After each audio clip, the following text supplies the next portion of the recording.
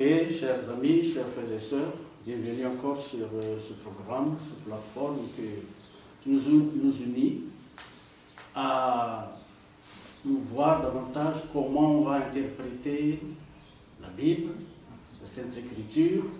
Et voilà encore mes deux collègues, frère Denis et frère Jean-Eudes, qui vont nous aider à parcourir encore la leçon d'aujourd'hui, de cette semaine.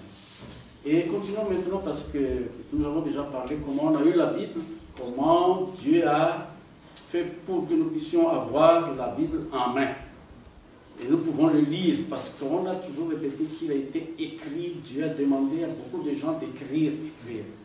Et maintenant, lorsqu'on lit, voilà, nous allons voir l'exemple de Jésus et des apôtres. Comment ils ont considéré ce qui est écrit.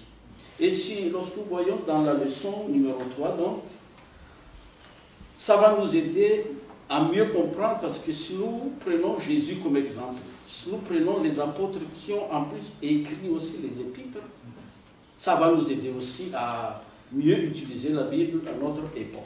Ici, on dit que la façon dont Jésus et les apôtres ont compris l'Ancien Testament, soulignons bien qu'au temps des apôtres, au temps de Jésus, ils ont utilisé d'abord l'Ancien Testament, c'est-à-dire ce que Moïse a écrit pour les autres écrivains de la Bible. Mais allons voir d'abord comment Jésus a fait face à cela, parce qu'après le baptême, il était allé au désert, et voilà, Satan était venu. Si vous lisez bien dans Matthieu chapitre 4, versets 1 à 11, c'est là qu'on raconte comment Jésus a fait face à Satan. Et si vous lisez bien, Satan était venu avec une seule expression, il est écrit. Mais Jésus, il a toujours répondu 3 fois, il est écrit. Donc pour nous dire, même Satan sait qu'on peut toujours utiliser ce qui est écrit pour induire quelqu'un à l'erreur. Donc ne soyez pas étonnés, ce n'est pas seulement les arguments philosophiques ou arguments scientifiques qui vont nous amener dans la fausse direction. Mais Satan utilise la parole de Dieu. Il a utilisé une fois. Mais Jésus l'a utilisé, il est écrit 3 fois. Et nous devrons toujours peut-être garder comme formule. Si Satan nous attaque une fois, tu vas avoir au moins 3 fois de « il est écrit ». C'est comme ça que Jésus a remporté la victoire. On nous dit ici dans la leçon que Jésus était dans la condition humaine la plus faible.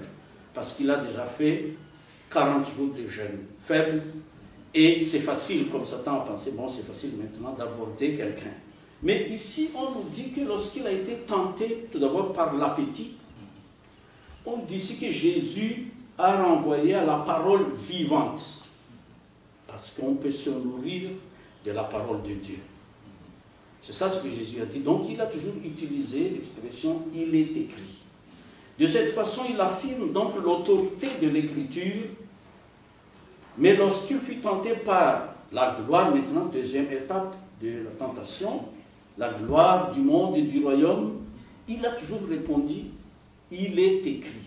Pourquoi? Il dit ici qu'il a fait référence à Dieu en tant que créateur qu'il faut adorer. Parce que la vraie adoration est centrée sur Dieu seul. Ici, donc, nous voyons que Jésus reconnaît même son Père comme étant le Créateur qu'il faut adorer, mais il a fait référence à la parole de Dieu, le Créateur. Nous avons déjà vu ça la semaine passée, que c'est ce Dieu Créateur même qui a demandé aux écrivains bibliques de mettre par écrit sa parole. Encore, lorsque Jésus a été tenté par l'amour de la popularité, parce que Satan a essayé toujours de l'amener vers le monde, de garder dans ce monde, Jésus a toujours dit, il est aussi écrit. Et tu ne tenteras point le Seigneur ton Dieu. Imaginez que tu essaies de tenter ton Dieu, mais tu utilises sa parole. Vous voyez là, c'est comme ça que Satan fait. Donc c'est facile pour nous, en tant qu'être humain. Utilisons toujours la parole de Dieu, parce que c'est une parole vivante. Mais allons souligner quelques points avant de passer à la partie suivante, que dans les 3 tentations, Jésus a répondu, il est écrit. Pourquoi? Parce que Jésus va tout droit à la parole de Dieu. il n'a pas fait un détour ici et là, à gauche, à droite. Tout droit à la parole de Dieu. Pourquoi? Parce que rien d'autre pour faire face aux attaques et aux tromperies de Satan. Satan, il était déjà sur la terre depuis 6000 ans. Il connaît tout ce qui est écrit dans la parole de Dieu. Et nous avons passé seulement quelques dizaines d'années. Donc nous devrons voir combien il nous faut apprendre, mémoriser dans la mesure du possible et comprendre la parole de Dieu. Encore, il dit que Satan, lorsqu'il était venu vers Jésus, il sait la condition de Jésus. Et il nous suit partout aussi, là où nous sommes, là où nous faisons chaque jour notre travail, il nous comprend et c'est à travers cela qu'il va essayer de nous induire en erreur, de nous tenter. C'est pour cela, pour nous dire qu'à tout ce que nous faisons, nous devrons toujours nous référer à la Bible et aux Saintes Écritures. On dit ici que la Bible seule était le moyen de défense de Jésus contre les attaques de l'adversaire. Pourquoi? Jésus est Dieu, il était Dieu, mais dans sa défense contre Satan, il se soumet uniquement à la parole de Dieu. Parce que la parole a été faite chair. Jésus était la parole faite chair, mais seulement il a toujours utilisé la parole. À plus forte raison, nous, en tant qu'humains, nous devrons en penser. Voilà l'exemple que Jésus nous a donné.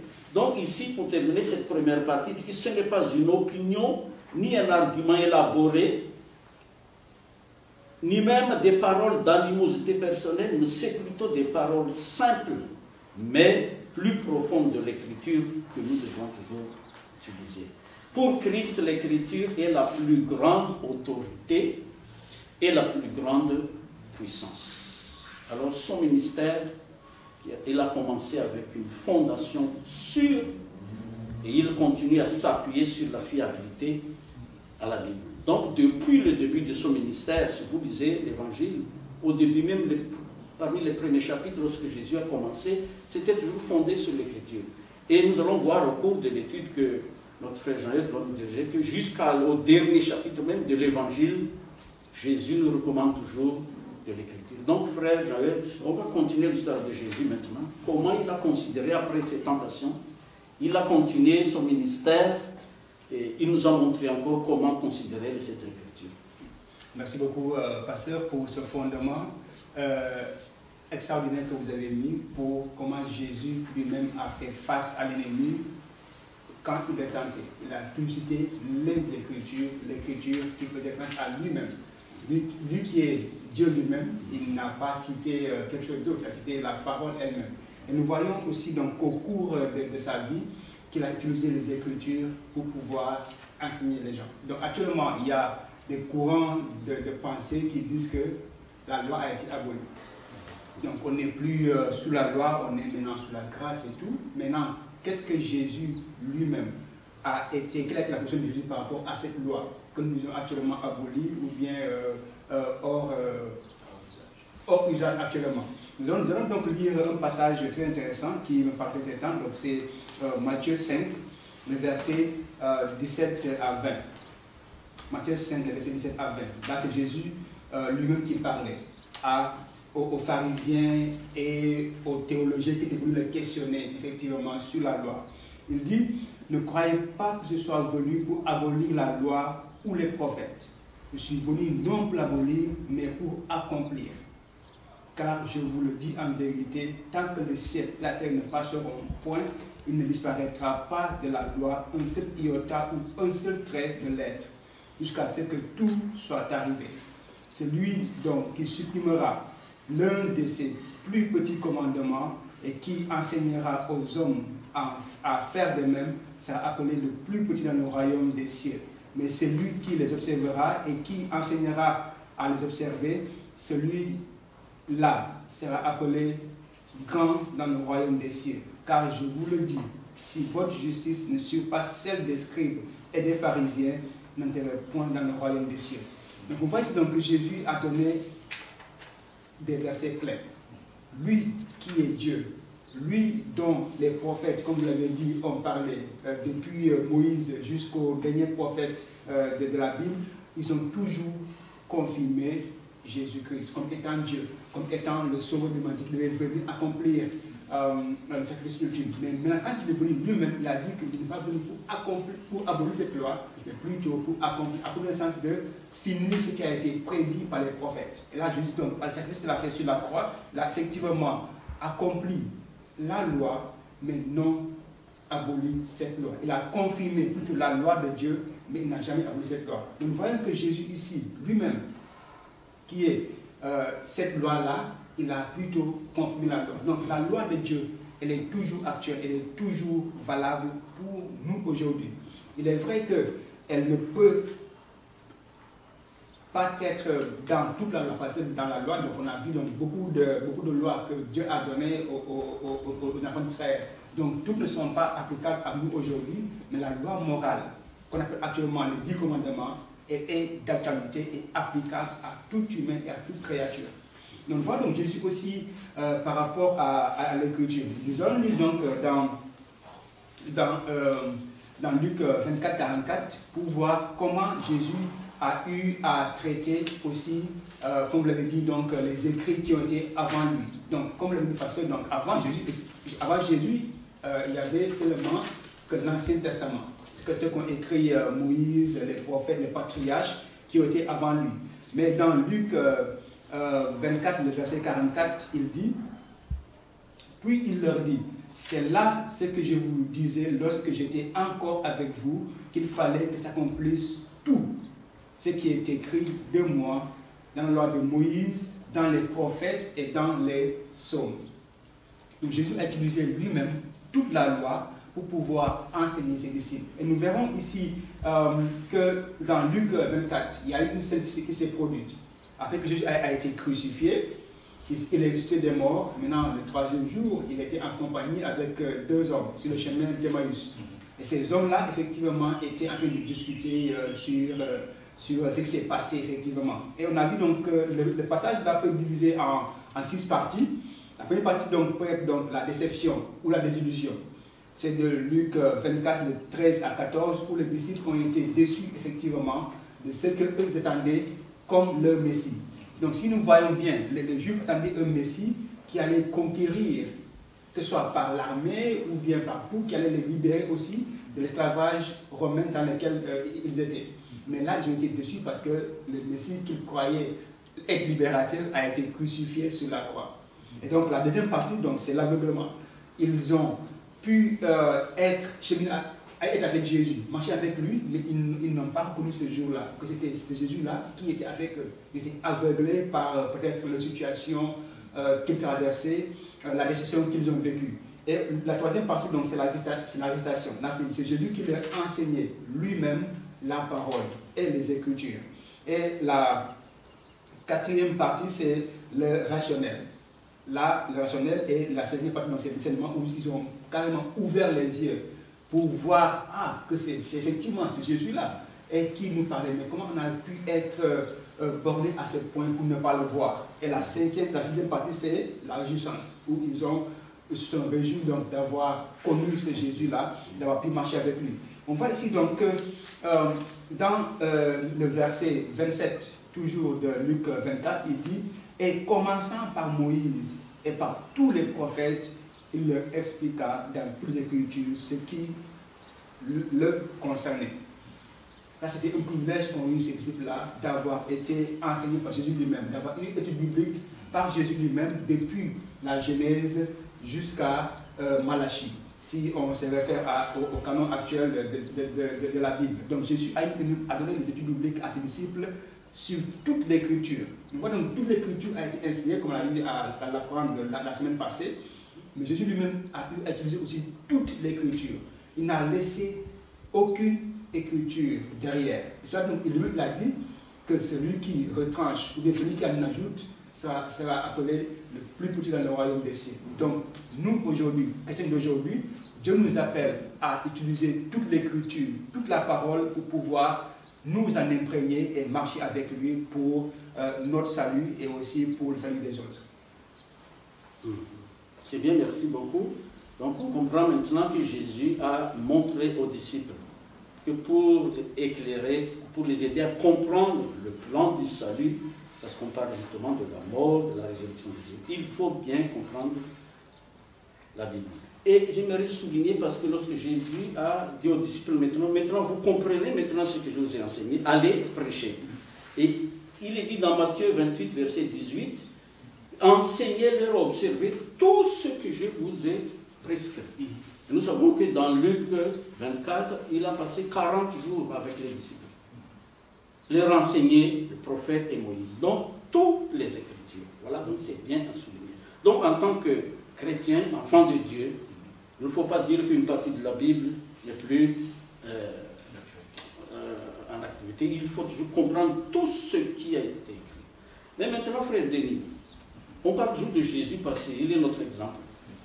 Jésus, comment il a compris donc, parce que là on parle seulement de Moïse et de son histoire, mais lui qui a été déjà depuis l'origine qui était là. Comment il nous a aidé à comprendre encore l'origine de la Bible?